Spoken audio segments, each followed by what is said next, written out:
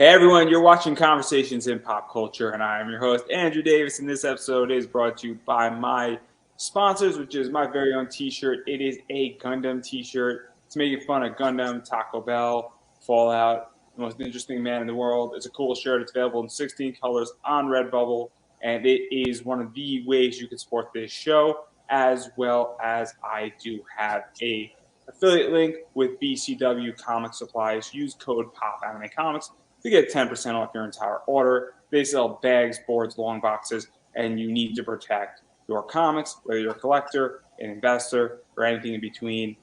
They are the place to go, and inflation sucks, so save yourself some money, and that's all I'm going to say on that. And then finally, I do have a class coming out. The whole class will be out in October, and it will also be released on Substack and Locals, depending on your political affiliation and how you want to consume content.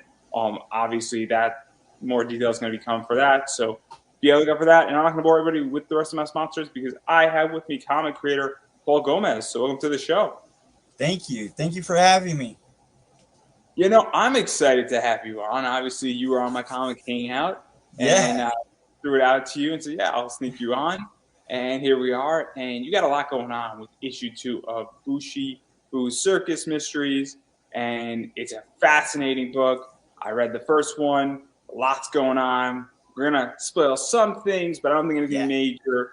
But before we really dive into this, what is the basic premise of the book for those who don't know anything about it or hearing about it, saying, oh, it's so cute, all that fun stuff? Because, well, it is a cute title. It's nothing but cute.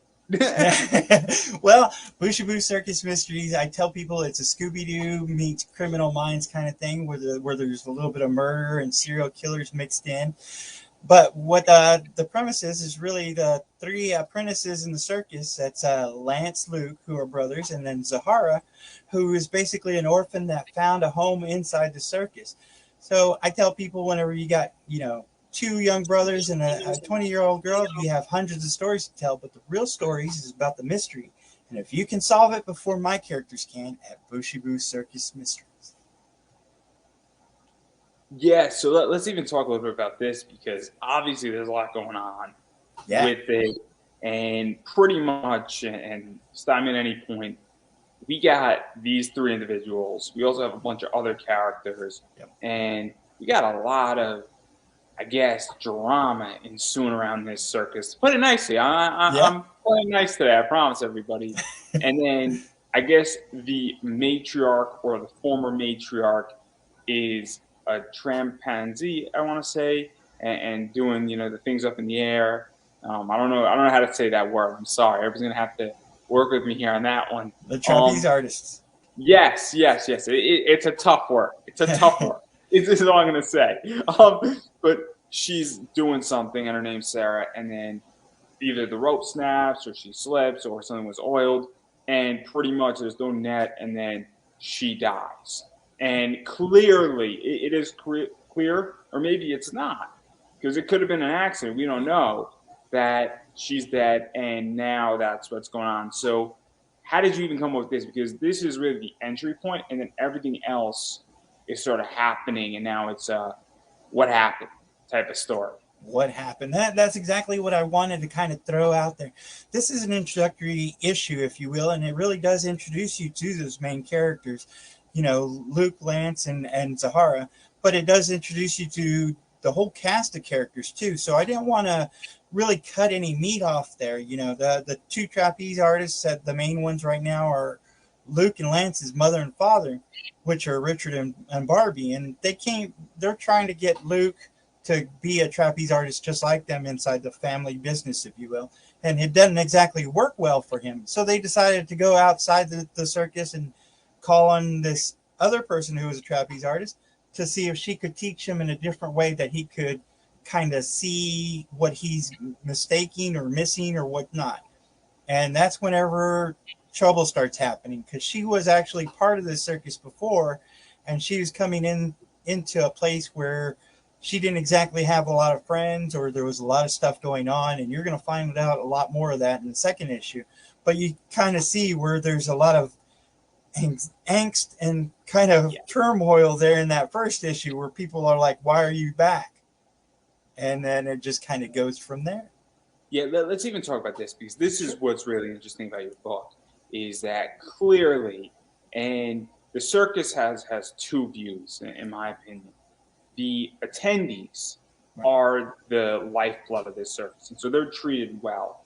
Yeah. And we don't have much interaction, but when they're looking in the audience, there's no shadiness, there's no backstabbing, nobody's attacking the attendees. I think is a safe way, and the circus looks very cheerful and very fun and a cool place to be. It's kind of like going to the carnival and having a good time in that realm. And it's kind of like being a fan. And the thing that maybe some people get is you're a fan at a wrestling show, and Right. everybody's your friend there. You know, you're going to the ballpark, right?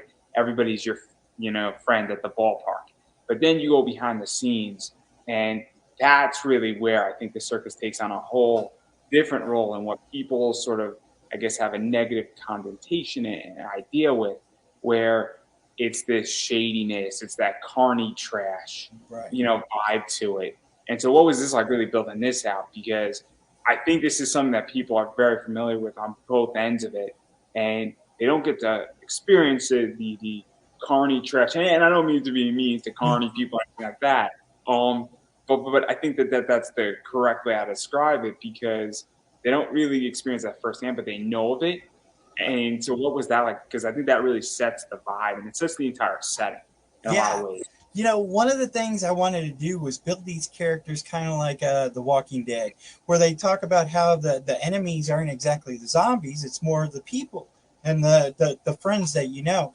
Whenever it comes to a circus, it's kind of a family because they are traveling together and they know each other. So whenever you bring someone that hasn't been around, like Sarah, who hasn't been around for years, there's going to be a little bit of, hey, what's going on?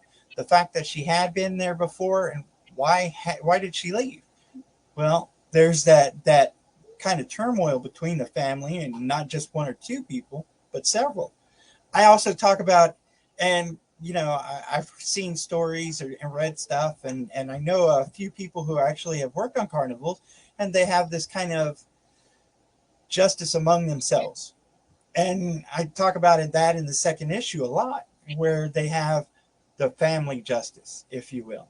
So it's one of those unique things that you can build upon because, like I say, the one person that you really have to worry about the most sometimes is someone who's closest to you. Yeah, and even diving further into this, and obviously Sarah has some very interesting relationships. And she's got a very interesting relationship, obviously, with Luke's parents.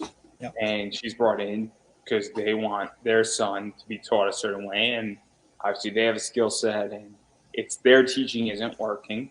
Right. And so, obviously, they know her. Right. And to some degree, Luke knows her. And so she has a very interesting relationship with him. And we don't really get too much of it, but it's sort of inferred. But what's Right. really interesting is, I think it's her cousin or her sister, and I'm not sure, which one it is in the family, but they sort of, I don't know if Sarah hates her, but the cousin hates Sarah, I think, or her sister hates her. And so that gets really interesting too, Yeah. because, whenever there's a murder, and if you Right. watch Law and Order long enough, the first people to say is that I hated that person. So you said you hated that person. You're right. You're the number one suspect is usually when you say you hate somebody and they wind up dead. And so what was this like really planting that seed? Because we don't know if this person has anything to do with Sarah's murder at the moment, but they are definitely a suspect, and it also infers that there's some stuff going on down beneath the surface. Definitely. I wanted to make sure that I introduced you to a few different suspects, if you will. And, one of the suspects is her cousin, which is a family member. And she comes basically into town because another family member had passed away and left them something. Well, they're getting around to that whenever the accident with Sarah happened. So you're led to believe, well, what's going on there? I mean, how is that affecting it? And why is she coming in? Is it coincidental that she came in the night that Sarah had an accident? What happened? But yeah, like I said, I tried to make sure that there were at least 6 suspects, and that's really what I wanted to do. See if people could kind of grasp onto who did it. And look, I'm going to throw it out there. It could have been that nobody did it because there's been episodes of Scooby Doo, there's been episodes of Law and Order where nobody did it, and it was an accident, and it was something else. And then there's also another former, I guess, acquaintance, and I'm not too sure if he's the magician or a former master of ceremonies or the master of the rings, and then he gets falsely arrested to some degree in this, and it's and he could have done it too, but we don't know if he was falsely arrested. And so that's in there. And there was obviously an issue between those two. And there's some serious history between these two. And so that's planted in here. And Right. so what is this like? Because this is really now starting to parse out his elements of who could have potentially done it, who had a motive, who Right. doesn't have a motive, who what rationale, what's going on, what are people feeling and thinking, who couldn't have done it, where there's obviously people who couldn't have done it in Right. this circumstance because they just weren't there Right. and they didn't know how to do it. But then, it's funny because the person who you didn't think did it, and there you go. We all know it's the lion. That's all I'm going to say. And that's the thing. I introduced at least 6 suspects, so you did have a little bit of wide variety. I showed a little bit of angst between some, and a little bit of people who really loved Sarah. So it's kind of like, who did it and why? And at the end, you're right. There is this magic personified in what the magician goes by. He's basically arrested at the end, knocked out there where she would have landed. But the funny thing is, at the end, you don't see the body. So who could have made the body disappear but a magician? So again, you're left to think, who did it? And it goes to the idea is that I'm going to throw something else out there with the magician just to add more confusion here. The magician could have made it disappear as an act of grace, Right? first thing, or as an act of grace to the audience, Right? because the magician and this is the wrestler in me, where sometimes something goes wrong in a match and somebody does something to cover up what went wrong or get out of a bad situation Right? because somebody's like, my neck broke, and how do we get out of here because you can't pin me, you know? And so there's a lot of stuff that could happen. And so we get that, and we're not going to dive too much further into that because I do want to talk about the other side of this, Sure. and it's the 3 apprentices who are Yes. now getting into uncovering what happened.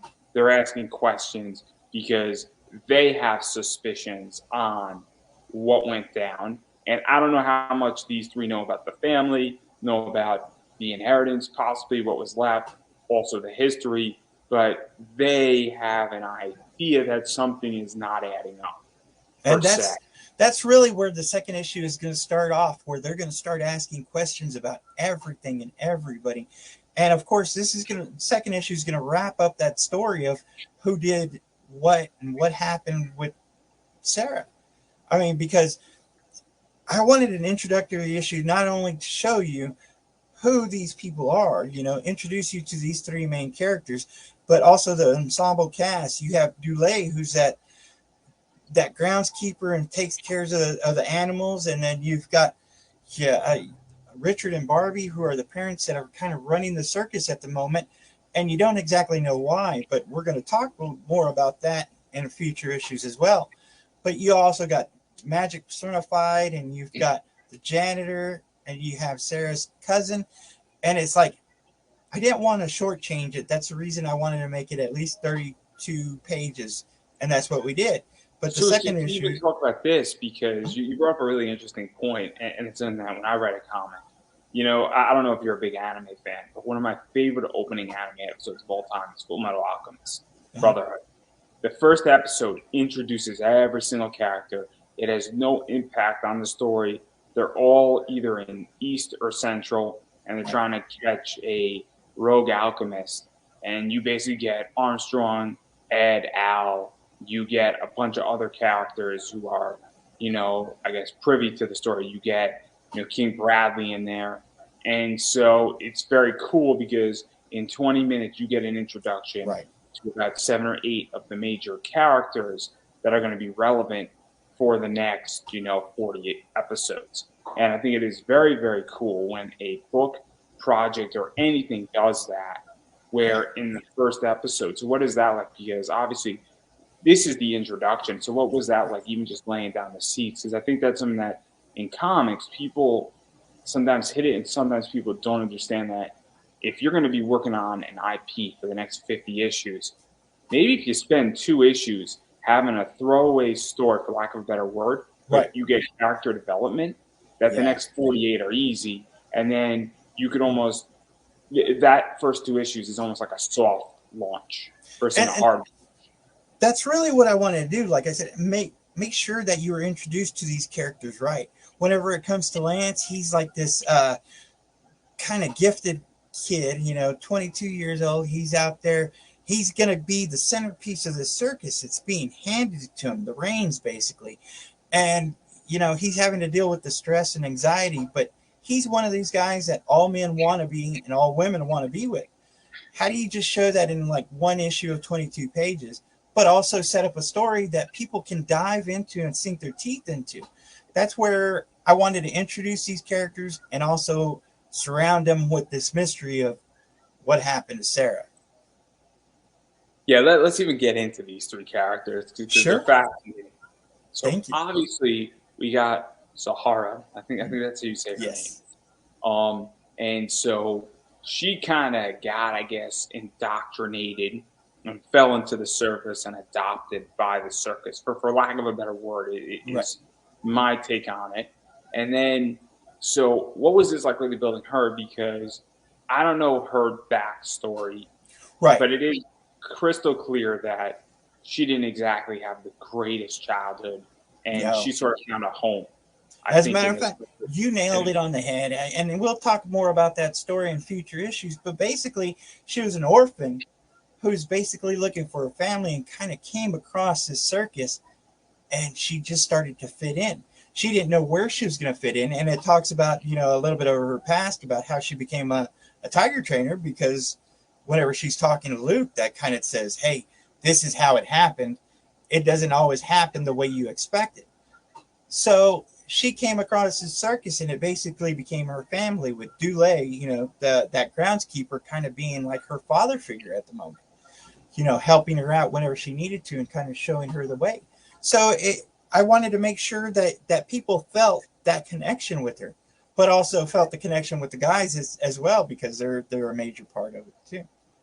Yeah, and even talking about them, because they're also very fascinating, because Right. obviously they're both brothers and they're both Yes. related, and obviously their parents are very prominent in the circus, and it is crystal clear that this is a family business. But there is some serious problem and tension between these 2 brothers, where, and I think I read it correctly, where Lance is the guy everybody wants, and he's the ringleader, slash the master of the rings, slash master of the ceremony, the whole centerpiece of the circus. Right. For lack of a better word, I don't know how you describe it exactly, but that's what Lance is. And Lance is, obviously sleeping with a lot of people, or maybe not a lot of people, but he's sleeping Right. with, I think he's sleeping with the Sahara, right? Well, not in this issue. Maybe in a future Okay, so, issue, so, so but he's not sleeping with her yet. He's not sleeping with her yet. But he's sleeping with somebody, and he's also probably very promiscuous, where when they're going from town to town, that's just the type of vibe I get from him. I could be right. wrong, but I don't think I am. But You're right. hey, Right. if you could play it off, good on him. Anyway, we all know where my mind is, everybody. We all know where my mind is. But and one of the things is that, though, he also is flirting a little bit with Sahara a little bit in Right. this issue, and this kind of creates a very interesting dynamic, because Luke kind of likes Sahara in a certain Right. way, and he is very shy and he doesn't know how to compete with his brother, and so this creates a very interesting dynamic, because Luke and Lance are very opposite. Yeah. Luke is very business oriented. He's not talented in the circus, but he probably could, balance the books. While Lance is very, showman like, and he probably can't operate the business elements of it. Right. And yet Lance is getting all the cred. He's getting all the attention. He can get any girl he wants, and Luke has a really hard time, and Zahara is not really looking at Luke. And so this creates a very interesting, I don't want to say love triangle, but a triangular dysfunctional relationship. So what is this like? Because this is obviously not just thrown in there for 2 issues. This is a growing. This is gonna be a build up at least for 4 or 5 issues at least. But I mean, in the second issue, we're gonna have a little bit more meat of that as well. But yeah, you're exactly right. You know, Lance is kind of like I said, an everyman's kind of guy. Kind of every guy wants to be and every girl wants to be with. So being in a circus, you do get to go from town to town and meet people. In this first issue, if you notice, he's kind of in bed with this girl who's kind of got this clown stuff in there. And that's kind of a story arc that's going to go even further as well. But then you have that shyness of Luke and him not exactly knowing where he fits in. I tell people he's my Luke Skywalker, if you will. You know, at first he doesn't want to be a farmer, but he wants to go out there and explore the galaxy, and he just doesn't know where he's going to fit in. And that's exactly what Luke is. He is overshadowed by Lance because Lance, everything seems to come easy for him. And I like to say, you know, whenever you're on top of the mountain, there's usually only one place to go. But we'll explore that in another arc later on. But really, there's a little bit of conflict between brothers.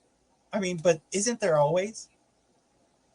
Yeah, but this is where it gets interesting because this also gives motive now for Luke. It also gives motive for Lance because and this is where this gets really interesting because now you have a reason for somebody to do something, and that's where this gets fascinating. It also is an act where we can go biblical in this sense too. and I happen to know this story very well. This was my bar mitzvah story of Jacob and Esau. And I tell the joke where I guess, Esau was pretty stupid. Or remember selling his birthright for some stew. But the idea is that it even goes to that too, because in a lot of ways, Lance has been handed a birthright. Right. And this is where, and I don't know who's older, who's younger in this circumstance. Lance is older.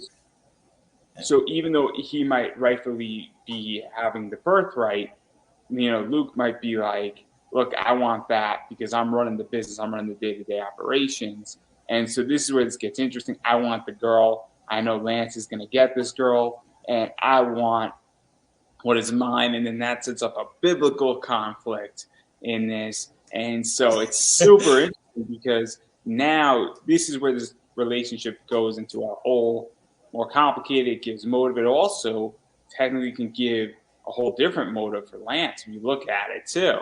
Right. Where Lance could be like, look, I want Luke out of the picture because Luke's going to be a pain in my ass later on. And so, or the girl could be like, I want all of it and screw with these two fellas. There could be, and I love the fact that you reference Jacob and Esau. That's a great. I thought it was a very roaring element. Don't respond to that. Don't respond.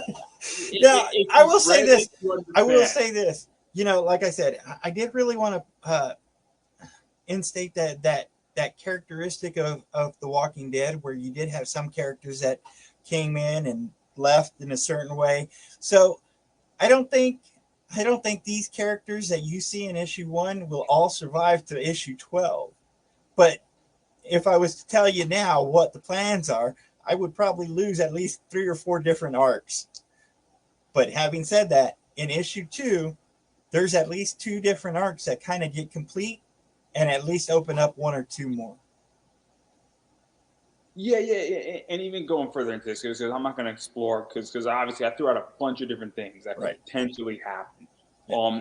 I didn't read issue 2 yet. So obviously, but it's crystal clear that something that I threw out is more right than not.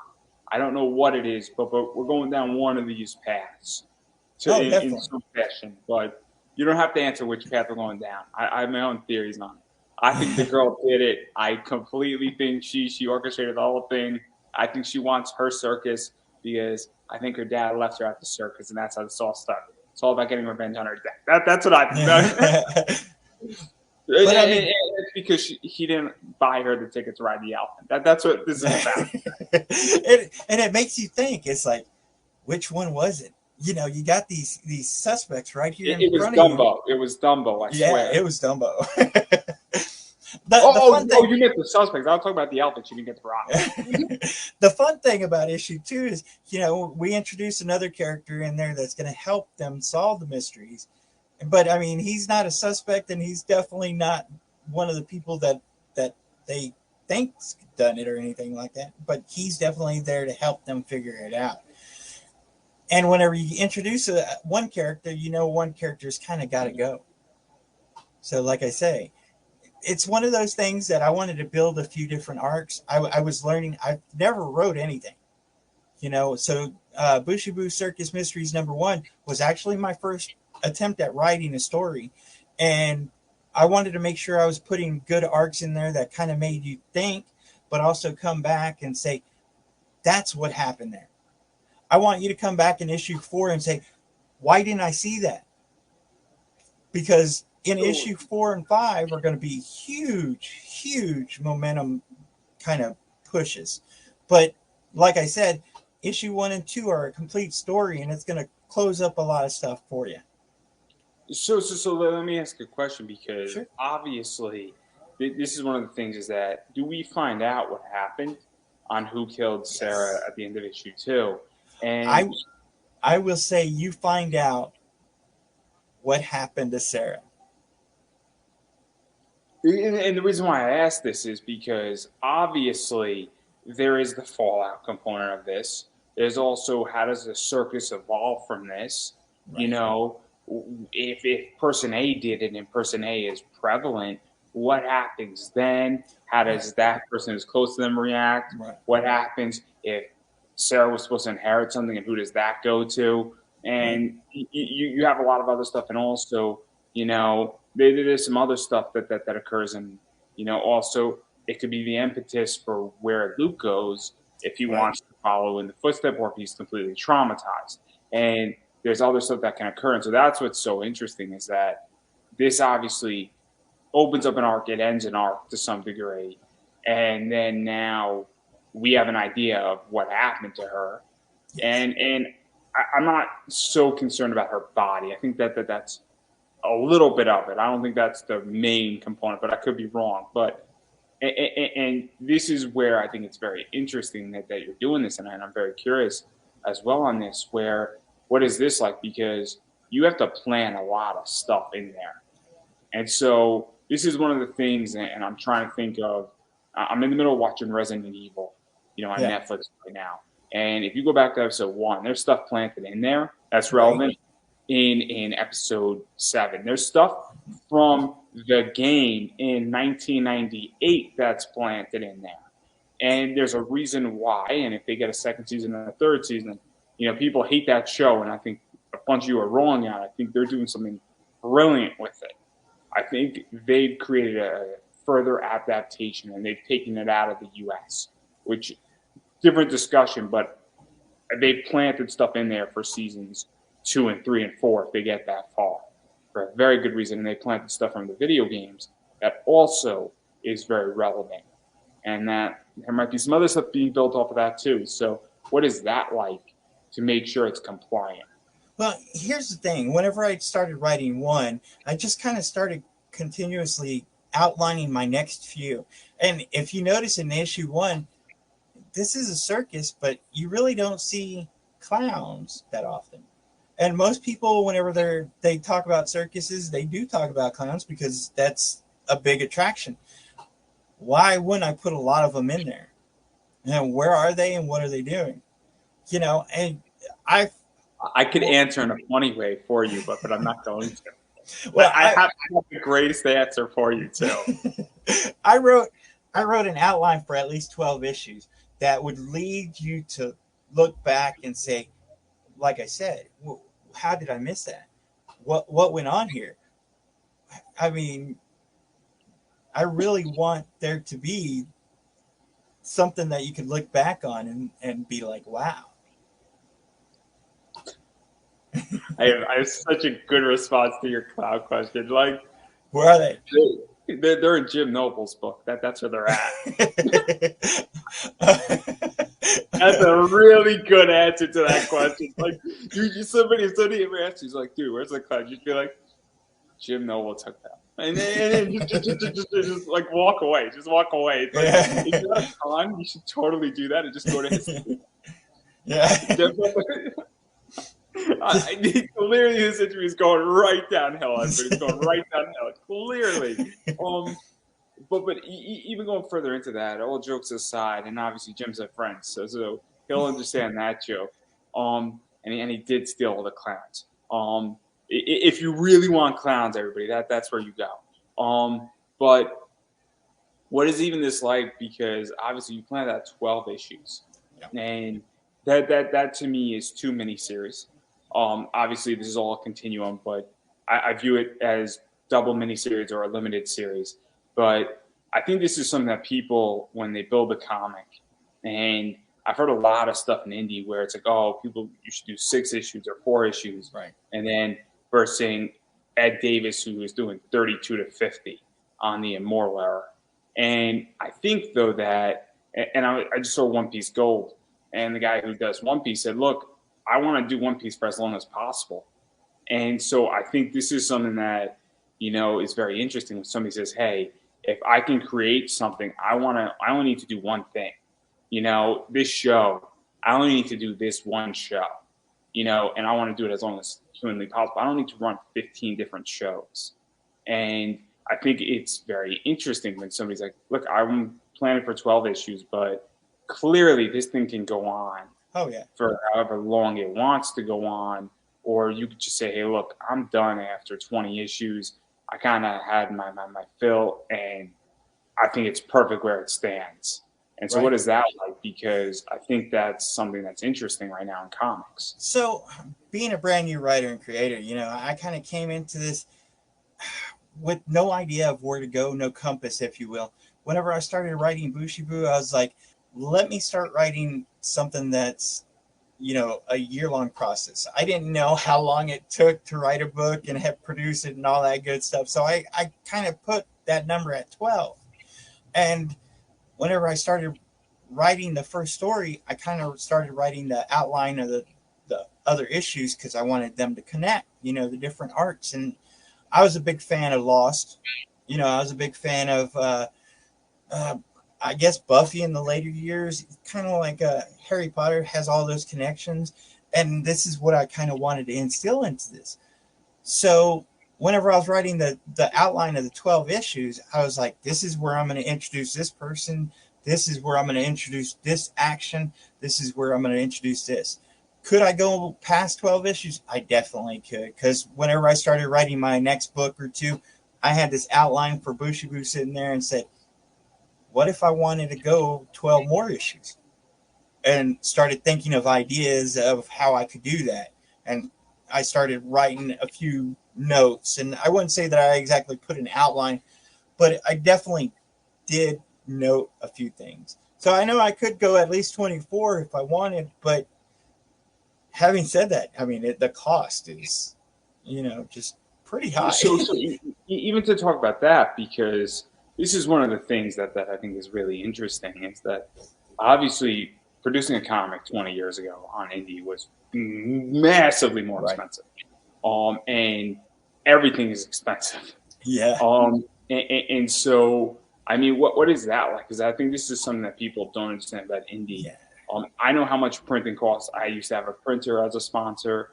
And look, let's be realistic here. Printing, I think Rob Anderson just threw it out from like X to Y.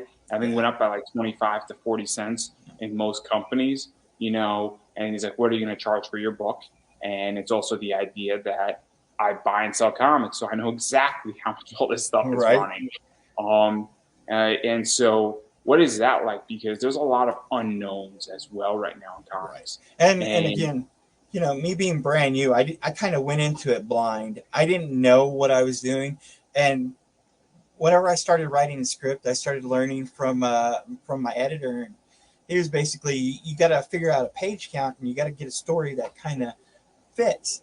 So I kind of married myself to 32 pages with Booshie Boo Circus Mysteries. But if you notice, my other two comics, PTSD and Cryptic Haze, are both 22 pages because of the cost.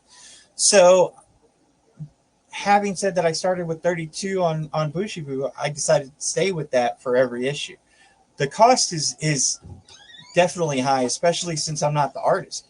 I have to pay the interiors, the pencils, pen, inks, my editor, you know, letterer, graphic design, all this stuff. So it's not cheap, but what is it like? Like it's anywhere from what, like 6 to 8 to get you before printing. I mean, mine was cheaper. I think cost of Booshie Boo was about 4, and PTSD and Cryptic Haze was about 30. what I've heard is that you should estimate about 6 grand Yes. before printing. And Yeah. look, that's assuming you're doing like 22, 28 pages, maybe 32. If you're doing a 144 page graphic novel, Right. You have to times that by 4 or 5, which is still in line. It's just you're producing more content at once. And I've talked to a lot of new people that wanted to create comics and kind of didn't know the X, Y's, and Z's. I tell them an average price for an interior page is about $100, depending on how well you want it. If you can take a little bit less quality of pages and go a little bit less of cost, but I think to go on a page that you're going to put a comic book on a shelf, you want to aim for at least 100, and then it kind of goes up from there. Having said that, you're also going to have to think about the cost of the covers, because I mean, if you're going to get a name or you're not going to get a name, it really depends. And then graphic designs, it goes further as yeah. well, because one of the things, and I got no problem. When I do my project, I'm actually looking for brand new people that people are gonna be like, who the hell are these people? And people are gonna be like, I get it, I completely get. I mean, I'm gonna be hiring Greg Watson. He's a name, for one of my covers, but there are others, and I'm not gonna go spill because and people are gonna be like, this is a really brilliant cover. Who the hell did this cover? Right. And I mean, I'm gonna pay whatever they want to pay because I know they're art quality. And that's the other thing I think people have to understand too, is that you have to also, I think, figure out, say, hey, is this just my dream to produce a book? And I have a day job, I'm making X amount of money, and my wife, my husband, my girlfriend, my boyfriend, my dog said it was all good to do this, and I was wanting to produce 5 issues of a book, and my goal is to break even, or am I trying to build a brand? Because that's the other thing too, is that, I speak a lot about money, and I'm having a great year on eBay right now, but it took me 10 years to get here, to build on my name. And so I didn't lose money in those 10 years, or not a significant amount, but in my year 1 of my eBay business, I didn't make money. But guess what? Fast forward, I'm now having a $25,000 to $30,000 year on eBay. But in year 5, I didn't have that. And so I think that's the other thing that people have to understand too, is that if you lose money in your first issue, but your battle plan is that, well, if I'm going to eat shit on my first issue, but then on issue 2, I'm going to eat less of it, and then issue 3, I'm going to eat less of it, and then issue 4, I'm going to make money, and that's your battle plan. That's the thing too, is that you have to also go in with a financial plan. And that's something I talk about. So yeah, I mean, going into it, I kind of expected a loss right away. I started with Booshie Boo Circus Mysteries originally, and it kind of took a few hits. I had a few interior artists kind of drop out, so it took a little while longer. It should have came out first, but because of those stalls, I actually doubled down and started doing PTSD. And producing both those books at the same time obviously was going to be costly, and I knew I was going to take a hit doing both of those. whenever I got PTSD out, I started hitting conventions, started doing book signings at LCSs, and tried to get into local bookstores. And I tell people, this isn't It's not a a get rich. part-time job. Yeah, it's not a part-time job. If you got the hustle, you can definitely make the money if you know how. And whenever I got PTSD out, I got to admit, I had a little bit of beginner's luck. I tell people that I sold about 1,000 copies within the first 3 months, and people are like, "Wow!" But you got to understand, I had to produce both these books out of my pocket and kind of pay for it with that. So all that profit basically went back into making those two books. And my Kickstarters did fully fund all three of them, but I didn't exactly ask for much. And the reason for that is because I expected to make money at the cons and make money at LCSs, because I did get into about 25 of them. So it was kind of a double-edged sword where So to even talk about this, because I think this is one of the things that people don't understand, is that obviously you got costs. yeah, If you're self-funding, there's also a risk associated with that.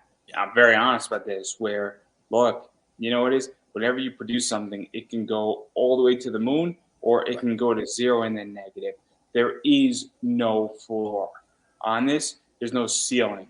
right, This is extremely speculative, yeah, and anything you create, if you're a screenwriter, you could produce a screenwritten thing. You could spend 50 hours, 100 hours, 200 hours writing it, and it could go nowhere. Or right, you could spend 20 hours writing it, think it's a piece of crap, and then some studio buys it and they pay you 20 grand for it.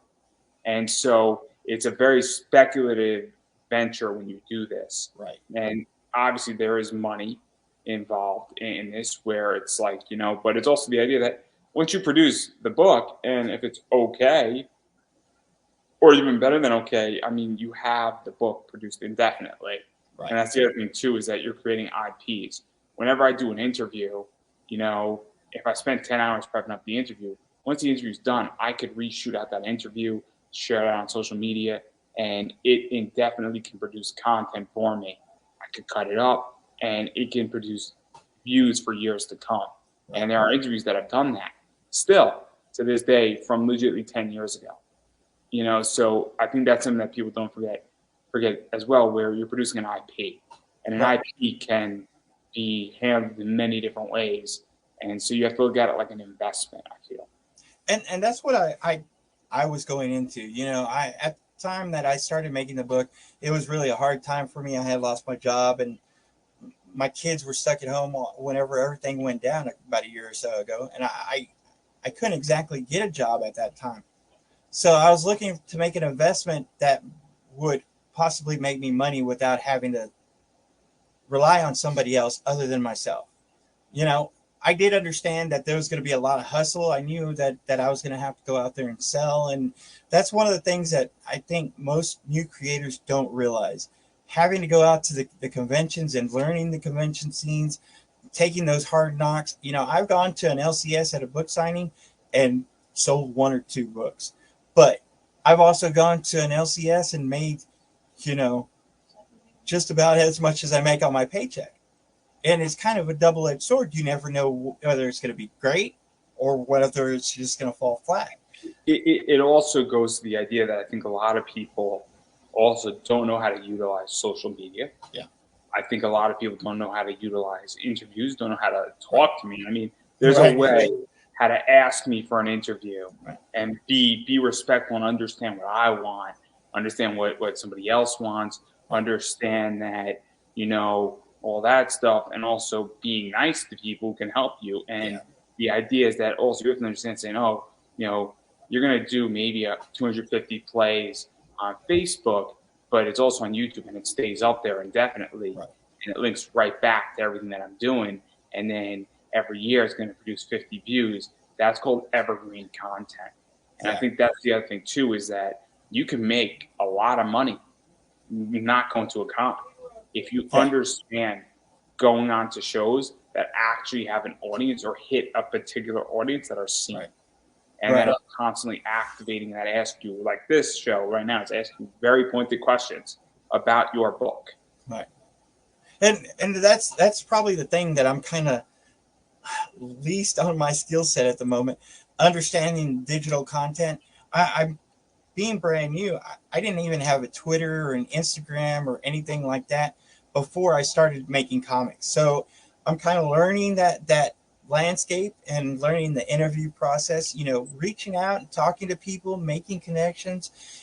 I understand that you have to get out there and talk about what you're doing and promote yourself, but also promoting others. Because, and I've said this before, you know, if it wasn't for the promoters, we wouldn't be able to get our content out there half the time. Yeah, and it's also the idea, and I'll say this, I've said this before. You know what it is? If you want to be interviewed by me, you want to be on my show, if you don't have a book going on and you know I'm an anime fan, be like, yo, did you see this anime?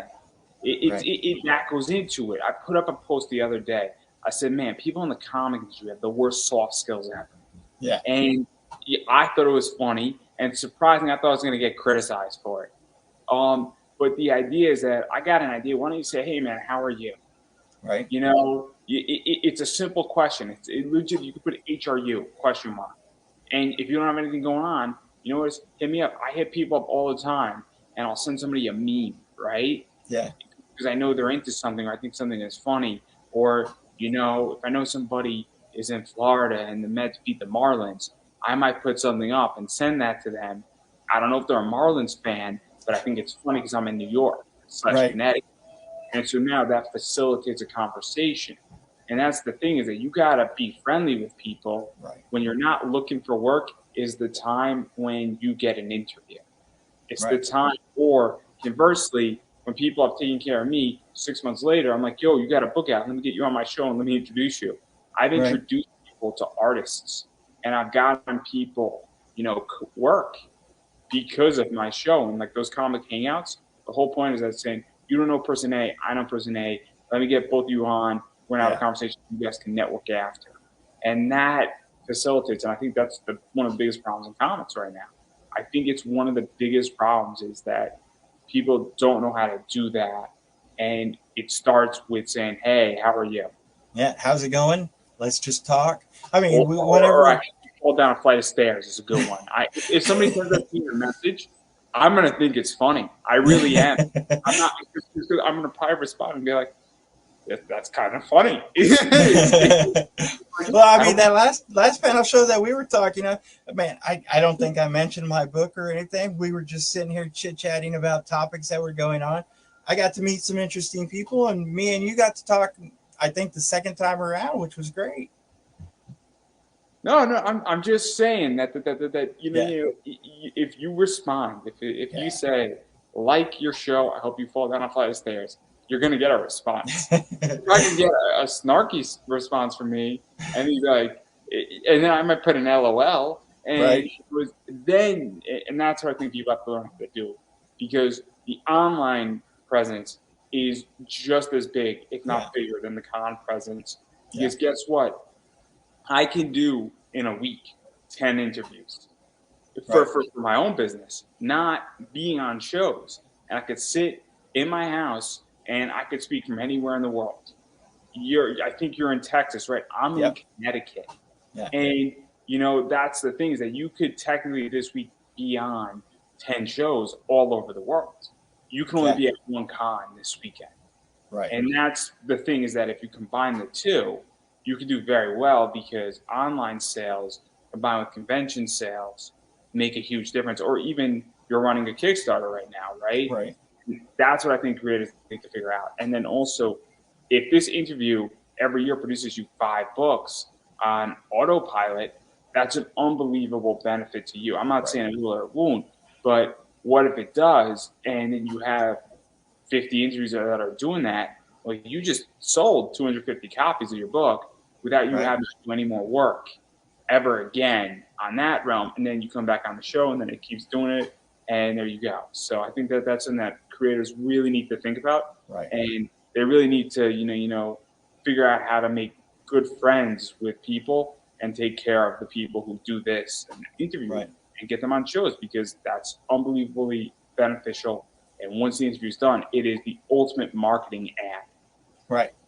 No, I agree with you. I mean, I agree with you. Like I said, being able to be on promoter shows, it makes things easier because I believe a lot of creators don't have that uh, ability to get out there and in front of all those people and carry themselves daily. Where if you got in a promoter show who's someone who has an audience and they're talking to people every day, then you get to go out there and address new people. Yeah, it's a great way to scale. And also, I think it's the idea that getting an hour or an hour and a half specifically for you and it being focused, I think is very important too, because let's be realistic, there's a lot of shows out there, and I don't mean to beat anybody up, but if you're on a panel of people, I have a panel thing that I do, and I do it because it's fun, but that's not my main thing. I'm a single interviewer or a creative team interviewer, and we talk about you. And I think that's the thing too. When I'm doing an interview, and I'm gonna be doing a few in the next few weeks, it's just me and that person, and we're just talking about a particular topic. So you get to know who I am. You get to know my philosophy on money. You get to understand how I built my thing, and you get to understand why I'm likable, or how I think, or maybe you come to say, "Hey, I hate you, and I don't want anything to do with you," and that's fine too. But you get a sense of who I am. Right now in this entire interview, everybody's getting a sense of who you are, because there's not four other people in the room. And I think that's very important. But enough before I get you and me in trouble on that. I do want to talk about one more thing before we get into rewards here. And I think it's the other biggest problem in Kickstarter land and in comics is price point. And I think you could have kept things very economical. And we were speaking about this on the Powerful Hangout, where I think the biggest mistake in comics were twofold. Comics have gotten massively expensive, and they left grocery stores. And I think those are the two biggest problems. And I think that $4 is expensive for a book that's a regular cover. I think technically $3 is expensive. And I understand when somebody's doing something indie, you can't print 3,000, 4,000, 5,000 copies of your book when you first start out. So it has to be more expensive. I get that. But I also think that if you're charging me $10 for an indie book, cover A, I'll bite the bullet. I really, really like when indie books are about $8, $6 maybe if you can pull it off. But I think 10 is fair. I think 15 for a 60-page graphic novel is reasonable. I think that a cover A over $20 is absolutely insane and is a really steep entry point for something that I don't know if I'm going to like. And that's my issue, is that if you charge me $10, it's the price of 2 Frappuccinos at Starbucks. I can live with $10 if I hate it. 20, $25 for a cover A, that's rough, because my comic budget at my local comic shop is $45. $25 on an indie book for something I may or may not like is really, really steep, because it's a huge chunk of what I would buy at a comic shop. That's about, I think, 9 books, give or take, on previews.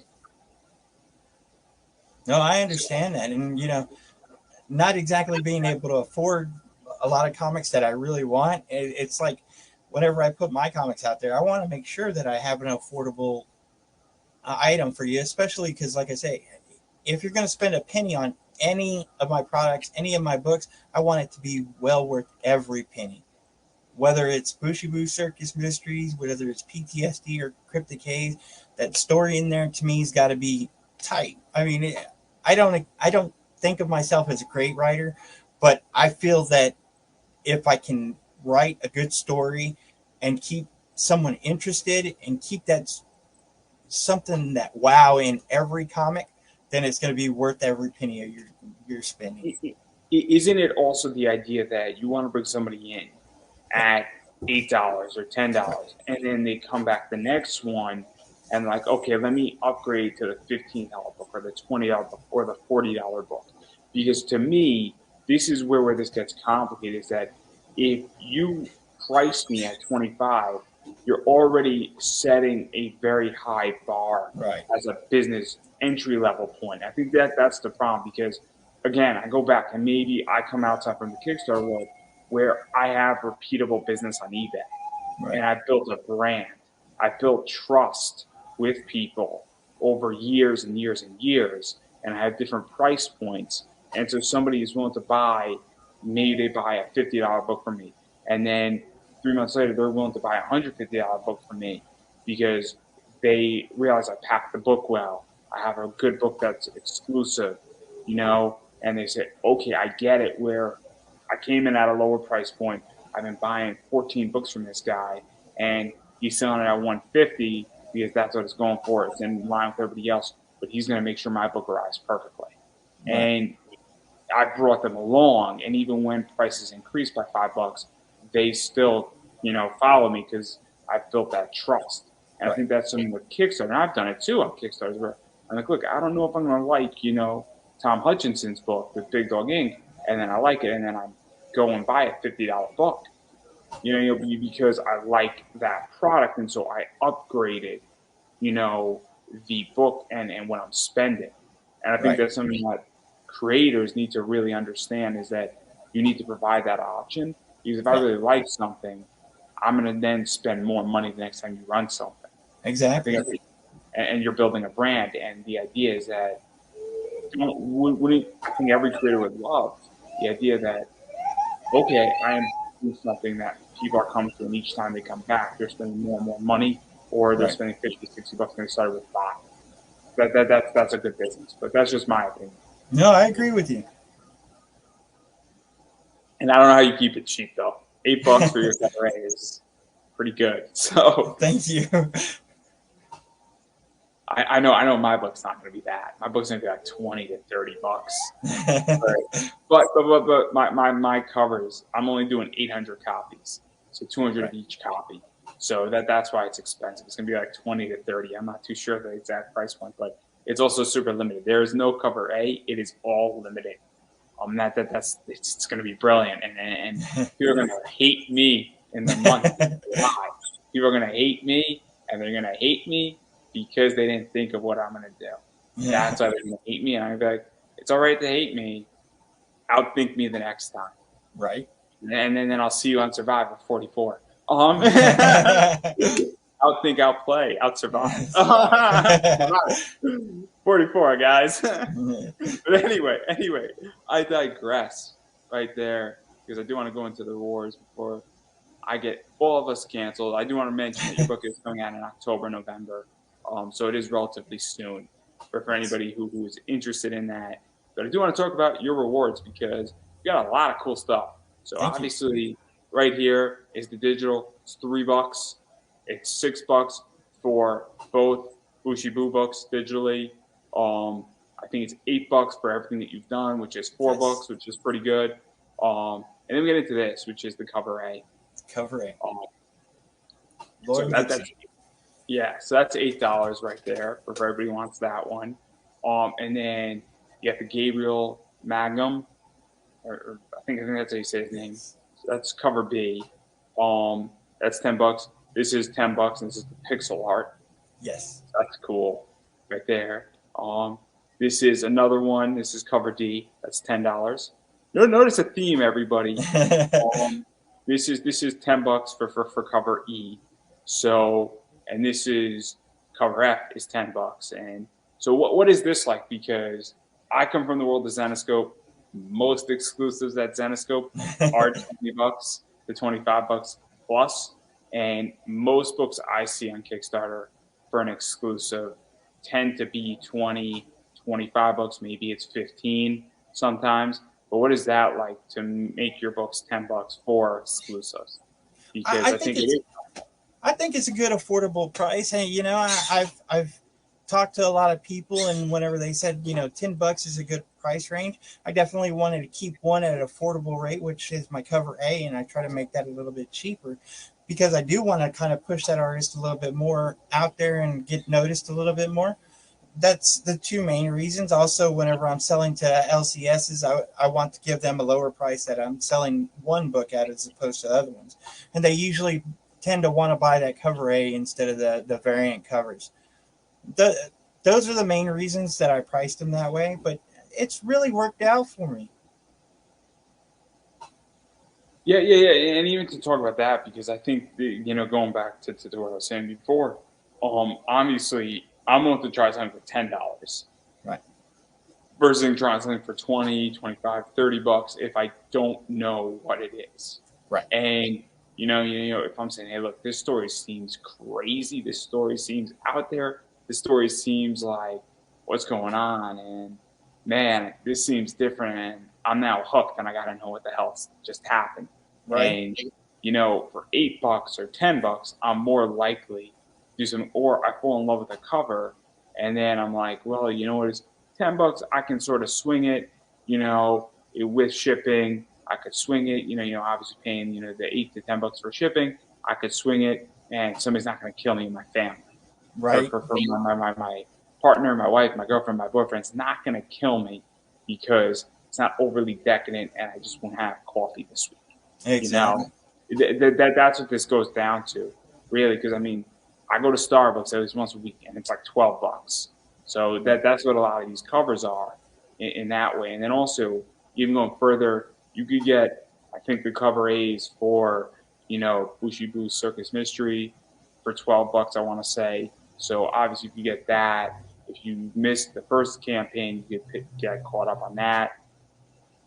And again, and then there's a bunch of other stuff where there's a bunch of foil covers. I think there's 2 foil covers for issue 2. I think there's 1 or 2 for issue 1.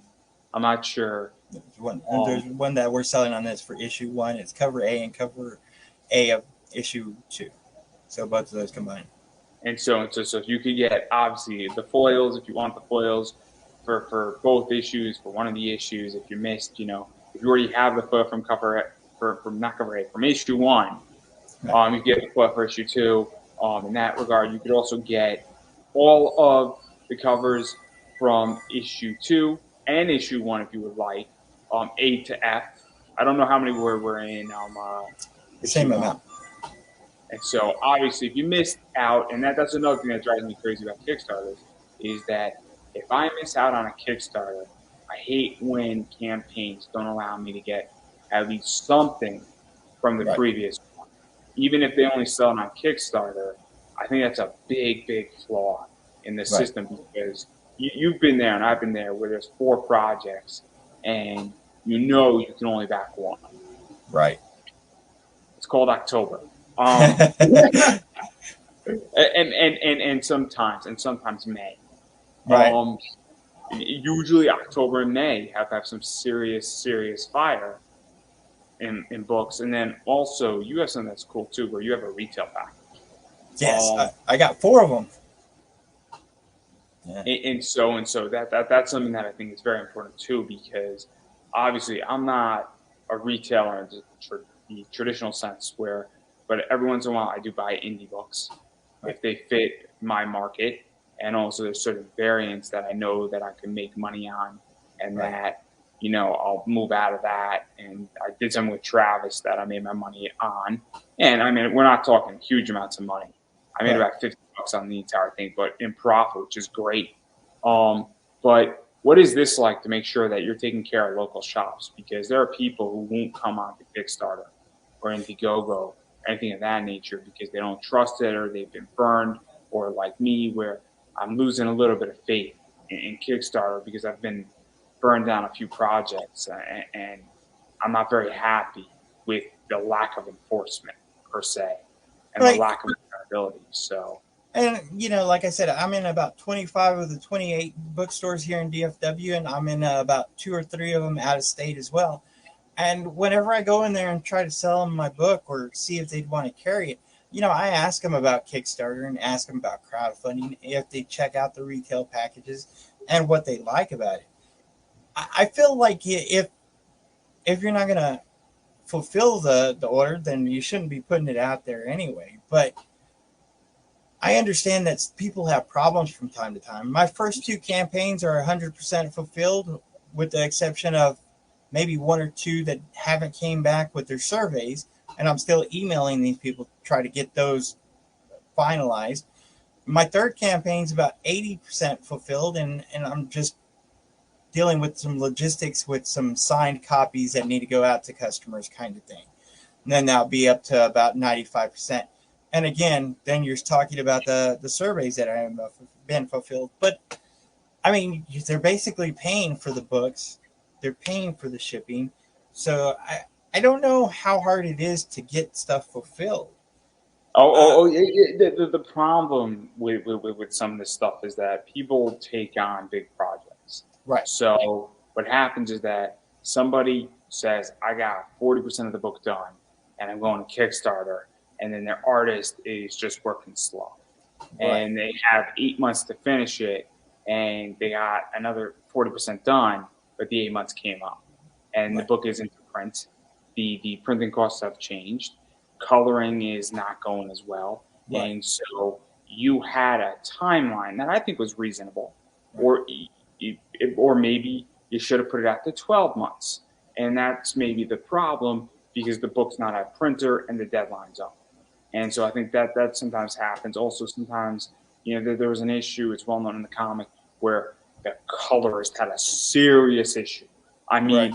mean, above my pay grade, your pay grade, it's not my place to tell. But Right. once everybody knew the server is like, I get it. Nobody's faulting anybody in that circumstance because something happened. And it's like, you know what? You need to take as much time as you need, and we in the comic community need to respect you. And we're not calling it out that way. That one is not called out on the list. Right. But then you have people who are just procrastinating, and then a crisis happens in their life, and there you go. Or sometimes what happens is that your printer's six weeks late, and Yeah. you can't do anything about that. But again, that's not what I'm talking about Right. failure of fulfillment. I'm talking when you get to the point of 3 months that you're not on schedule. Right. That's 12 weeks. The funds have been released, and if you said your deadline was 6 months and you're 3 months over your deadline, if this was your job and you were an architect, you'd be fired. Exactly. And Hey. so that's my problem with Kickstarter. Everybody is that's my issue. I'm not talking about a month late. If you said your book's coming out in October and I got it in November, I'm not calling you out. And the thing about it is, like, whenever I go to Kickstarter with any of my projects, I've been about 75% finished. Right now, we're on page 26 of the 32. So, I have faith in my artists that we're going to have it done by the end of the campaign, and we're going to turn around, hit the printer a few days after that campaign's done. By the time we get the funding, basically pay the printer off, start packaging things up, and just head out from there. Now, I understand people you know, uh, wait to get some of the art stuff and hope to pay the artist from the Kickstarters. But to me, it's like, if you don't have the project, then how are you going to fulfill it? And if you have all this time that you need for the artist to get finished, there's always going to be problems that come up. That's why I try to wait till at least 75% is done. But I mean, that's just me. I understand other people, and like I tell people, whenever it comes to the comic creating industry, it's really about problem solving, because there are going to be tons of problems. Whether it is your interior artists, your cover artists. I had a cover artist on this drop out, and I I'm think sorry. My drawings, my stick figure just couldn't make the cut now.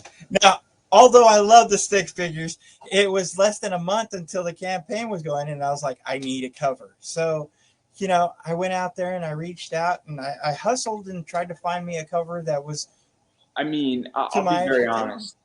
On my metal cards with my thing. So my campaign's a little bit different than everybody else's because when people book advertisements or interviews, they need it at different times. So Right, my fulfillment time cannot be measured the same way. right, Where somebody needs an interview in September, I can't do the interview in May. right, right, and but I had postcards, I had metal cards, and I was about a week late, which right. is not late at all. And I said, hey guys, I just ordered the metal cards. They're going to be here. Same they get here, I'm going to take like 2 days off and then ship them out. I'm going to make sure everybody gets taken care of. And it was great. Got my metal cards out. They're cool. They're fun. Somebody needed it. I got his stuff. It was great. And I got a bunch of metal cards that are useful for a lot of other things. But that's the things. I was like a week late, which is not late at all. If somebody says you're going to get your book in October and I get it in November, nobody cares. It's Right. when I was supposed to get my book in May, and now it's August, and you didn't update me either. The magic words in Kickstarter is, I'm sorry, I messed up, I'm fixing it. And Those are the magic words. and the thing about, like I said, I'm about 80% fulfilled on Cryptic Haze. What I did with some of these orders that haven't got fulfilled is I sent them what I had, and then I gave them a bonus book or a foil book of a different title, and said, wrote a note in there and said, hey, this is the reason that your other stuff hasn't got to you, but I'm working on it. I'll get it to you as soon as possible. And like I said, it's really a logistic thing at the moment with some of the covers that needed to be signed by multiple people. So I had to send them off here and had to send them off there. And they're actually on the way back to me. And I'm hoping to get that done in this week so I can get that 80% up to about 95% fulfilled. But like I said, I understand whenever things happen.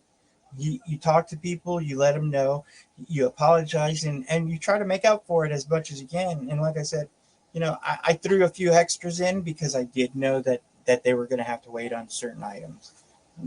Yeah, I think it's just a matter of just again, it goes back to understanding your customers, Yeah. and I think it's the idea. I mean, look, it is. I backed curse words. I didn't have a problem with curse words, Yeah. but they were extremely apologetic. I got my thing, took an extra 2 weeks. I'm like, oh, that's cool, guys. I'm not worrying about it. It'll all work out. So like an extra 2 weeks. I'm relaxed. So I got my stuff. I'm all good. But like they were apologetic. They didn't send me anything extra or anything. But I was like, okay, cool. This works, and I'm happy. And the only reason why I backed it is I love the book, and it was going to be cheaper for me to buy that on Kickstarter than it was to buy it in stores. For $80, I got the whole thing in a nice bound book, and it's a beautiful book. But that's the whole thing, is that I think it's also being apologetic. You also got this bad boy right here, which is the Yeah. Kickstarter, exclusive, which I'm not exactly sure what the deal with is. Is it that it's both issues 1 and 2 in one book with some Yes. bonus content? And is it like a black cover, or is just the cover not revealed yet? No, that's a black cover right there. So what it is, it's going to be 80 pages at the very least. It's going to be issues 1 and 2, which are 65 pages of story of Booshie Boo Circus Mysteries.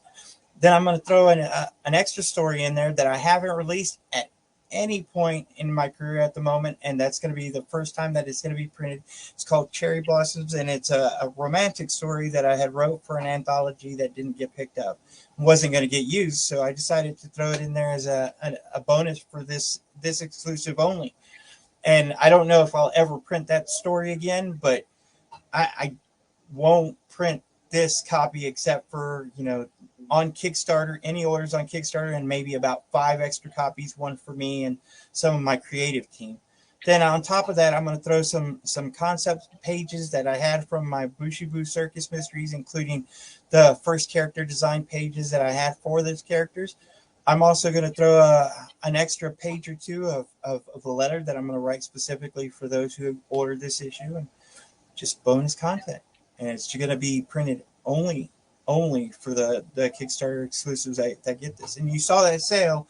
Originally, I had it priced for $26 because it was an exclusive and an 80-page book. But for this week and this week only, because it is my birthday today, I'm going to have it on sale until the 14th of August for $13. Yeah, and let's even talk about that, because obviously, one of the things that I think is really cool, and this is something that I'm eventually going to do, and I like to do things interestingly, is Kickstarter exclusives are fun. Yes. And I think that also exclusivity, for tabling the investment side of my brain, because indie comics are speculative and Sure. highly speculative. But I also want to know that when I'm buying something off of Kickstarter, just as a collector, that this is limited, right? I want to Yes. know that it's either print to order, or if my rule of thumb, for instance, and you make it very public, saying if 25 copies are ordered, I'm going to print 35. so I have Right. 10, for a Right. con in case somebody Yeah. missed it, right? Right. So I like to know that just because I want to feel that you're Right. not going to be running this on a print constantly, Right. you know. So the last book that we ran, Cryptic Haze, I had one exclusive Kickstarter cover, and that was Brian Clegg's beautiful cover.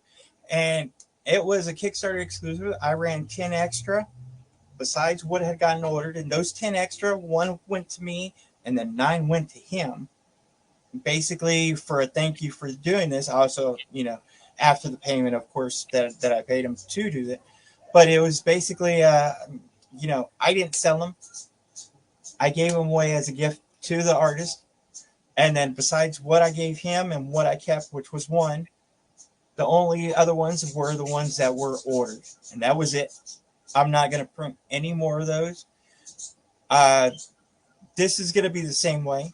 I'm going to print 5 extra, like I said, 1 for me and 4 for whoever I decide to give to on my team for a thank you for this project.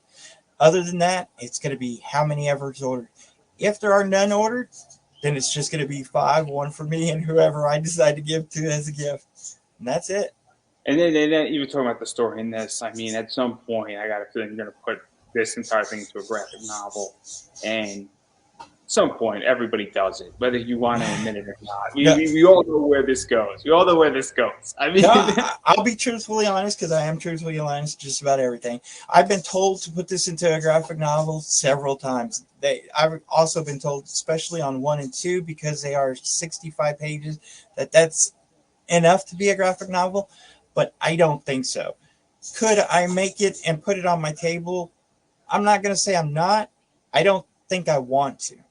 I might make a con exclusive, especially if I'm in a con here in my home state for 1 and 2, but I won't put all this stuff, including the bonus concept or that extra story or that extra letter. I will just put 1 and 2 and then whatever con I'm at, because I'm thinking about doing that for one con this year, but not all of them. As well, we far all know it's going into the omnibus. Come on, we all know it's going into the omnibus when you uh, got 12 of them, and then this is going to be bonus content. We all know again, as far as graphic novels, I don't really know how they work. Do I want to make a graphic novel? I think whenever I reach issue 3, I might make that into a graphic novel because I feel the 3 issues work together. Now, like I said, 1 and 2 are a closed story, but 3 is more of a floating story. And the way I had lined them up, it would work it well being chopped up into 3 issues. So 90, what is that, 98 pages sounds like a good amount for a graphic novel, but I don't think I would add these extras. Will I add extras at that time? Sure. I I really plan on getting pinups done by certain artists, and I'll throw them in there. I won't throw the ones that I throw in this issue in there. I won't throw this story of I Cherry mean, Blossom. graphic novels are a whole different collectible game, and I don't play in that space, but there are graphic novels that are out of print by Marvel that originally sold for $25 and now sell for about 65. Right. So it's a whole different ball game, and it's its own play. It's just like any collectible book. Right. And so obviously there's a lot of stuff, and bonus content sometimes plays around that, and sometimes it's collectible covers. I mean, Zenoscope has had con exclusive graphic novels, Right. and so it's a very interesting space to be in. But again, I don't play in that space, but I also like graphic novels just because sometimes, if somebody's in a foreign country, it's cheaper for me to buy the graphic novel and buy those 6 issues Right. if I want to read the story versus buying it in piecemeal. And Yeah. also, I like to sit down and read a whole thing all at once. Now, having said that, and just playing devil's advocate, because I do plan on making a graphic novel whenever I hit 3. But let's say my crew doesn't get there, and you missed out on this package right here, and it's true, it could happen. Tomorrow I could run outside and get hit by a bus, and I wouldn't be able to make 3. But you would have had a chance right here for $13 to get a Kickstarter exclusive with a bonus story, bonus content, and a personal letter that went straight only to this Kickstarter exclusive. right? I'm not gonna lie. Like I said, it'll probably make it into a graphic novel after issue 3, but I definitely won't add this content in there. Fair enough. Fair enough. Fair enough. And then the other two things that you have going on with this, three things technically, is they got a half a page ad or a full page ad, Right. and obviously advertising is fascinating. Obviously, I'm open to advertising on my show, guys. No, I'm going to totally shell Yep. myself here. But obviously, advertising in print can be very helpful. If you are a printing shop, it can be very helpful. If you have a product, it can be very helpful. If you have another book, it could be very helpful. And so, obviously, having a half page ad or a full page ad is always useful. Sometimes, and it's printed, and obviously, you know, people see it and Yep. your audience is there, because if you have a comic book and you're advertising in a comic book and it's a similar concept or a similar style or something that's like a murder mystery book, your audience is already built in. Right. And I've had a lot of good feedback whenever it came to advertising. I've told people that I've sold over 1,000, and I've only been in this business for less than a year, and people are amazed by that. I tell them it's really about going out there and pushing the product, and that's what I'm going to do with every one of my books, because they are part of me, and I want to get them out there. I've had a gentleman who advertised in the last campaign, and he's actually already bought one page for the next campaign because he felt that things worked well for him. So I don't know what your audience is and what you're looking for, but telling you that this book is kind of a kind of eye catcher, a kind of audience builder is what I was aiming for. And if you're looking for to advertise in something like that, this is where a good place to be is. It's also, and I'll say this very honestly, their advertising goes in two directions. You either need to convert, and your objective is that you spend X amount of money and you're trying to get that money back as fast as humanly possible. Or, and I've done this with wrestling shows where I used to be a sponsor for like a main event. My objective was just get my name out there. Right. I didn't care about the end result. I was like, hey, look, I got a podcast and I just want people to hear the name. And if you're spending, $1,500 a year, but you're on 30 wrestling shows being mentioned, people might gravitate, and then it's indoctrinated there permanently. So Exactly. that when people go backwards into it, and that's how my show works. I mean, I had Mix'em as a sponsor, and they're a good printing company. Those ads for 96 episodes are indoctrinated. So now somebody sees that episode 3 years from now, makes them still get the crap. And And so, here we are pushing issue 2 of Booshie Boo Circus Mysteries. And if you go back and look at the advertisement in issue 1, it's still there. So I'm pushing issue 2, but if you're going to buy issue 1 and 2, your advertisement's still in that book. So you can imagine, if I do go into issue 3, 4, 5, 6, 7, 8, 9, 10, 11, 12, if people are going to want issue 1, 2 at the moment, and your advertisement's in there from this point, how many people are going to see that? yeah, and I think that's something that people have to understand. And it's a cultural thing, I think, where people give me shit on this show for advertising. And I'm like, but it stays with it. Yeah. And it's a matter of how you want to structure it. And look, I'm not that expensive in reality, and I get shit for it. And then I ask people who go with other people, and I'm like, how did that turn out? Like, it didn't turn out well. And I'm like, really? Really? Yeah. And then and then they hear my pitch, like, I'm burnt from that last one, but yeah, you kind of got it. Right? It's all about how you want to structure it and how you want to do it and how you want to, what you find important. Where if you think saying, hey, look, I can afford a half page ad for $90 or full page for 150, and it might have a shelf life for 3 years, and maybe 3,000 people see it collectively, but you know what it is? It's there permanently, and you don't know who those 3,000 people are. Exactly. So that's the thing. And look, everything's a risk. Everything's a risk. And then the final thing is that you got a meet and greet. So what's the deal with that? Okay, so whenever I started studying Kickstarters, one thing that I constantly heard was have a high price tier. have a high price tier because you never know who's going to be out there, who's going to want to back you, who's going to want to support you, and how much money they have.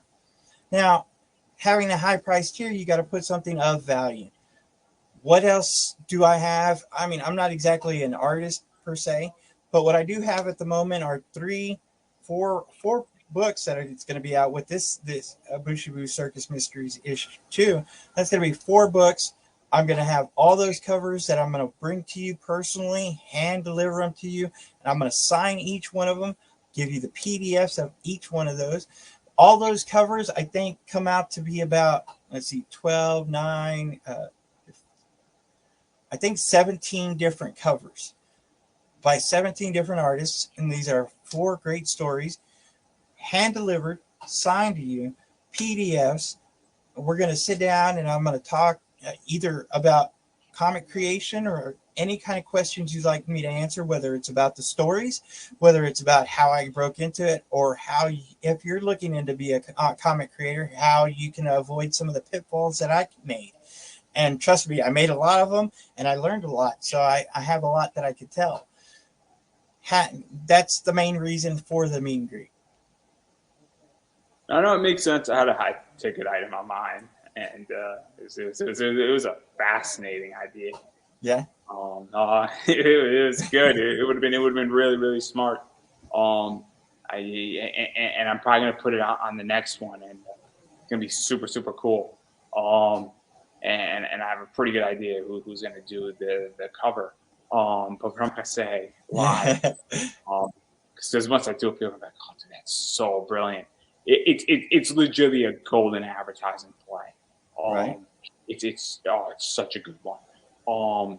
But yeah, no, that's what's out there. And then obviously you got a lot of other stuff.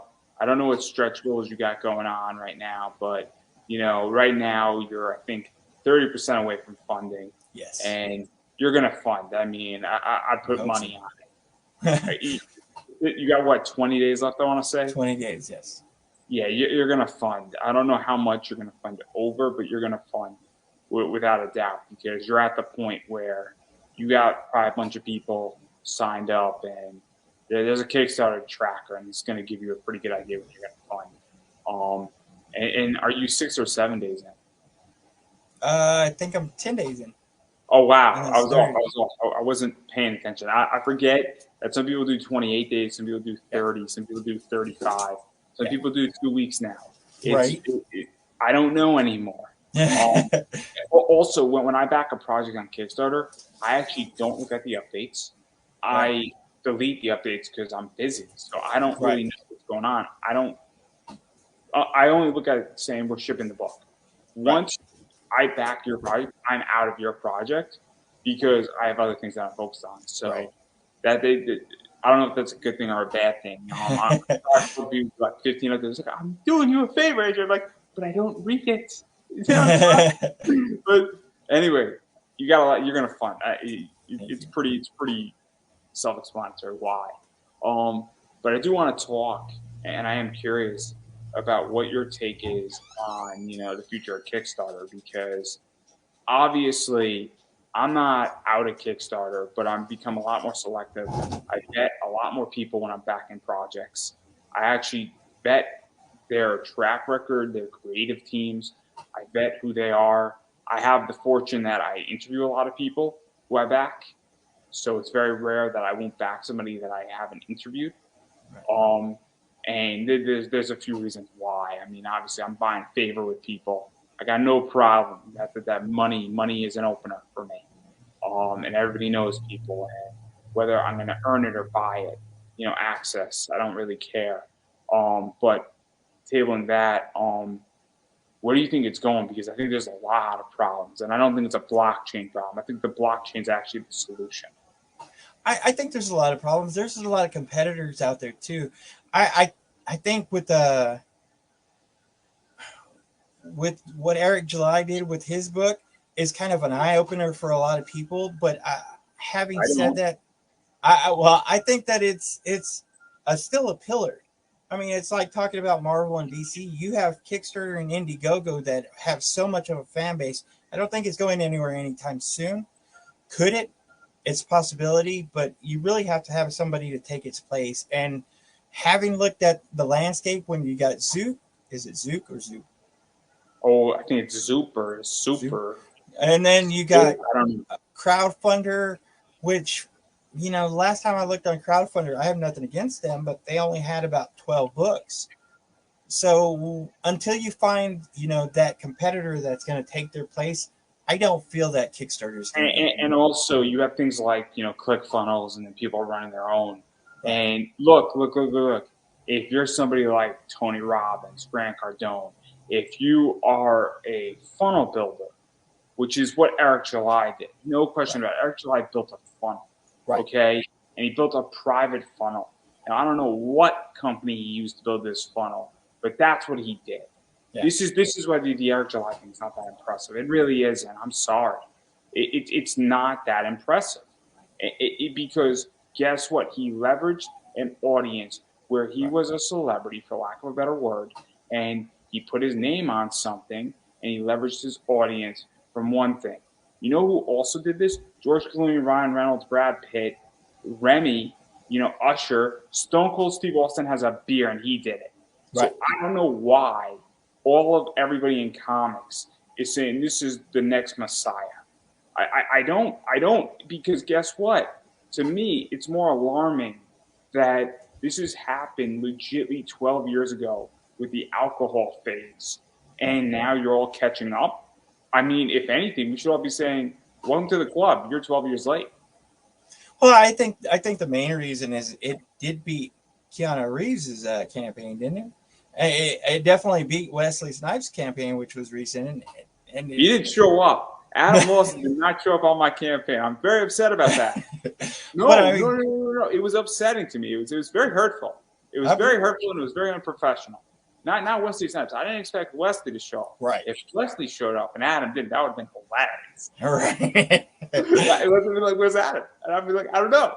Where's Adam?" And it would have been like the TikTok and the reel of the week. Oh, it would right. have been great. But anyway, Adam didn't show up. Slash, he played it off, and it just unprofessional. But continue, please. But I think the fact that his numbers were so much higher than theirs is probably the reason that people Yes, are I, kind of I, I agree with that side of it. What I disagree with is, look, I think raising 3, 4, 5 million is brilliant, and I'm not dismissing that. But he didn't invent the wheel. He didn't right, reinvent the wheel. He didn't do anything impressive in that regard. right. He basically had a great campaign out. Yeah. That's all it is on its surface, and that's not hate to the guy. No, I love it. I think it's great. Good. Go get money. I want to raise money. I want to raise like right, $50,000. And you know what it is? I'm building a class myself, and I'm going to probably do somewhat okay on that. If I do like $5,000 a month, I'm going to be thrilled. And I right. want people to be rooting for me too. Yeah, But I also have to call something out what it is. Now we can also say, look, he did a great job raising money, but right. we don't know what his book is. And I Oh, I think this is agree. Eric July, where you could run a Kickstarter brilliantly, and you could have a shit book. Yeah, And there's nothing having a shit book and having a great Kickstarter or funnel or crowdfunding campaign. Those two things are separate. Those right. two things are separate, and they need to be acknowledged. What No, I think is happening with Eric July is that I think people have assumed that when you attack his Kickstarter, you're attacking his book, and they're the same when they're separate. right. No, And I I think that, agree. I agree. but You're really buying the hype. I don't. You don't know what the book is going to be. You don't know if the story is going to be any good. I don't know if there's an editor attached. I know the 4 or 5 pages that they showed were decently good. I hope him the best. I hope the story is good. But I really do agree that I let think you're me ask buying the you a hype. question, because and then I'll Mhm. tell you my feel. Do you hope you're wrong about the book, meaning or do you feel that you just don't know? Because I'm thinking the book is going to be average, and this is my thought. I hope I'm wrong. I think I the book is the best thing ever. I I really hope do. it. Yeah, I hope it's great. I mean, so many people are on it. I hope it's better than what everybody thinks. Now, do I think that's what's going to happen? Again, like I said, I don't know if there's an editor involved. Whenever someone starts making a comic book, they're like, "Oh, I can do this." And I have this story that everybody's going to love no matter what. And the thing about it is, a lot of people don't think about the audience. One of the questions that I've heard a lot from creators or people talking about creating is, do you create your comic book for the audience or do you create it for yourself? And I think there's a happy medium there, but a lot of people who do create So comics are this usually is creating it for interesting. themselves. This is interesting because Uh-huh. this show, my audience has no Right. say in it. Right. And I've said this openly, and here's why.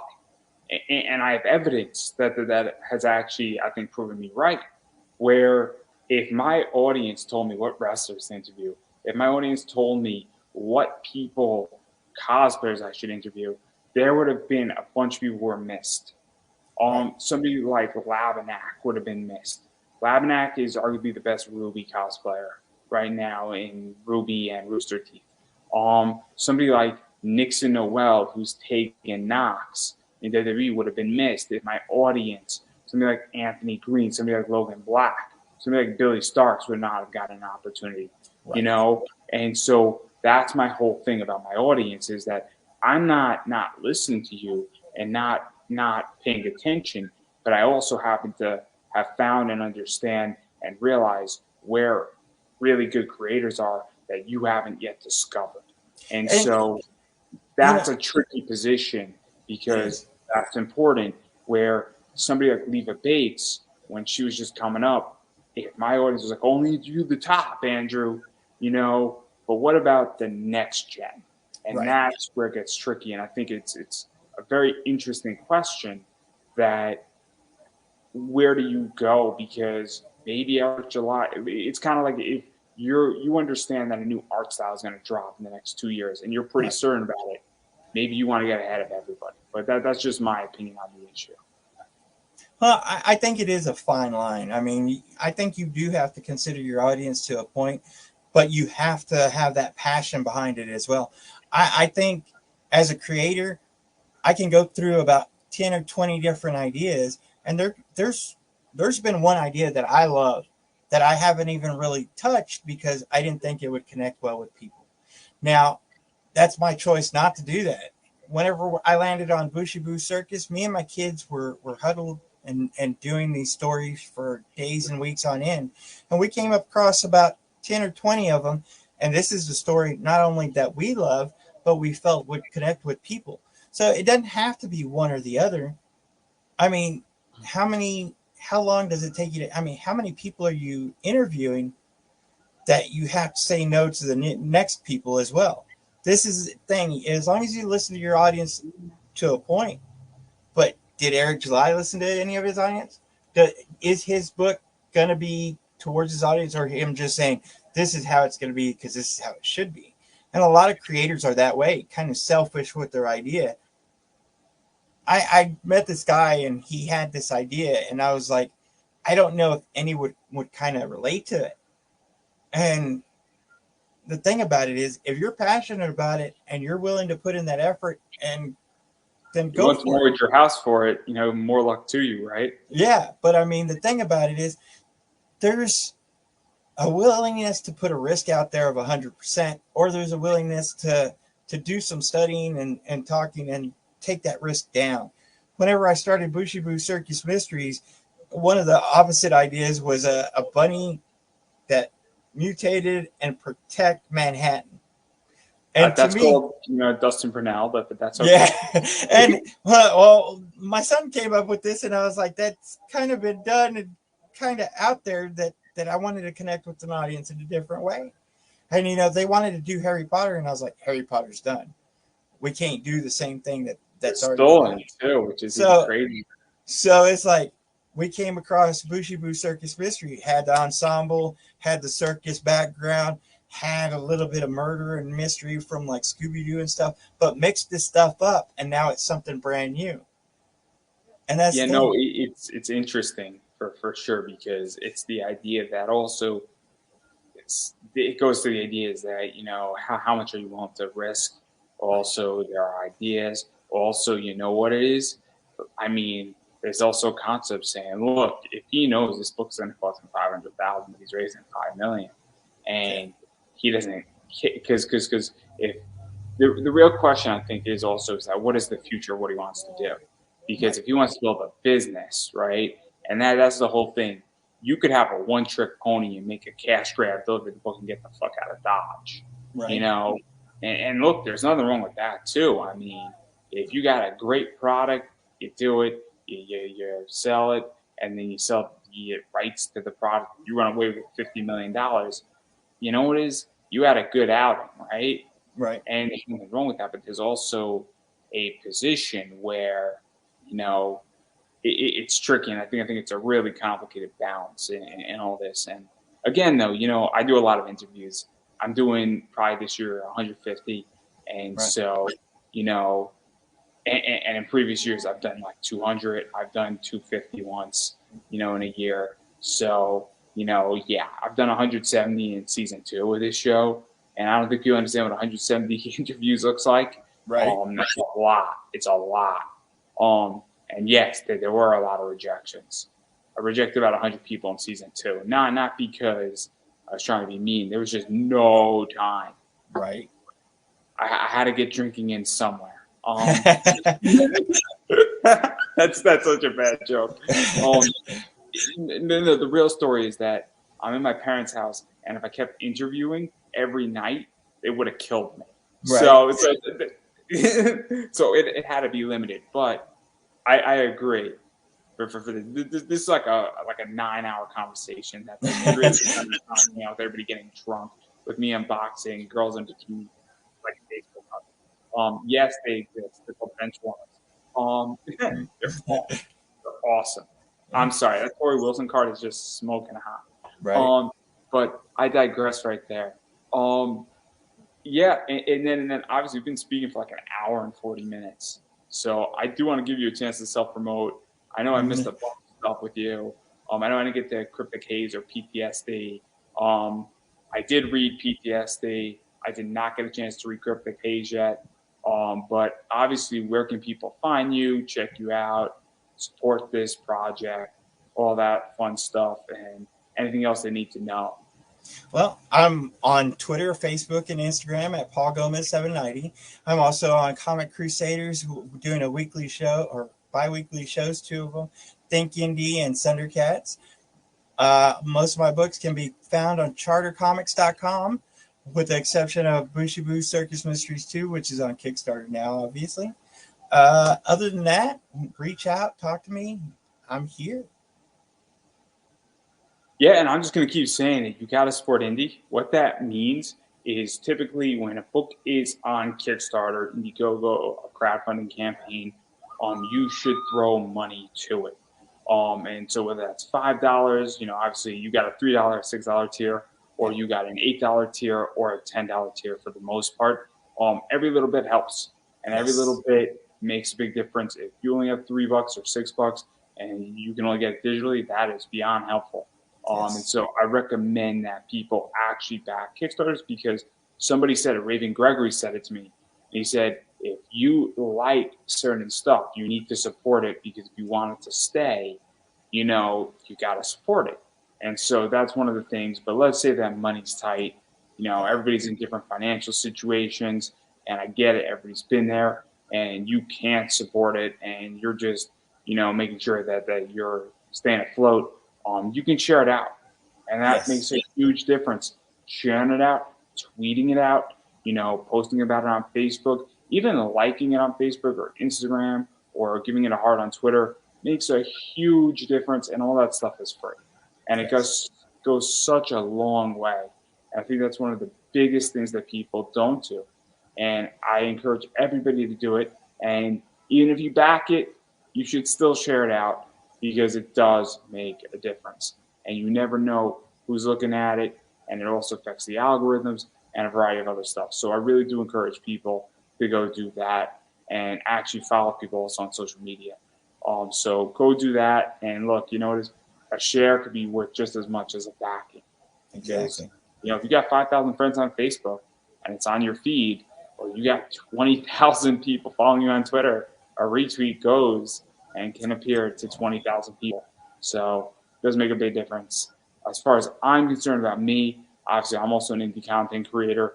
I appreciate when people support this show. I do have Buy Me a Coffee. I do have that affiliate link. I also have this shirt. And I will be coming out to Substack, Locals, and Udemy is where most likely my class is going to land. So my class is going to be behind a paywall on Substack and on Locals. It's going to be $5 a month. Right now is what it's looking at. It's going to come out every other week, or you could buy the whole class for about $40 on Udemy if you want the whole class all at once. And then moving forward with subsequent classes, they are going to come out in full reign on Substack and Locals first, and then after they're complete, they're going to wind up on Udemy. So if you actually subscribe and you support that class of comic book investing, you will get access to all that stuff. It is an awesome class. About halfway through, I'm loving every minute of it, and I got the next 6 classes actually pretty much prepared to go. The second I'm done with this one, I'm going to take about 2 days off, drink a beer, and start working on the next one. I got some articles coming out. I got a lot of cool stuff coming, and yeah, it's just going to be a blast. So obviously that's me, and most importantly, I appreciate when people actually follow me on social media. Pop Anime Comics on Twitter, Pop Anime Comics on Instagram, Pop Anime Comics on Facebook. If you want to buy cool comics from me, it's Pop Anime Comics Collectibles on eBay. And I do have a bunch of these metal cards from the Kickstarter still available. So if you'd like one of those, you could hit me up, and more than happy to sell you what you want. And I have this. She's really great. You just do not want to wake up next to her with her holding a knife in her hand. Beyond that, she's fun to be around. And on that note, I'm going to give you the final word. Booshie Boo Circus Mysteries, issue 2 on Kickstarter now. Plenty of things to look at, plenty of tiers to have, and like I said, a birthday special until the 14th.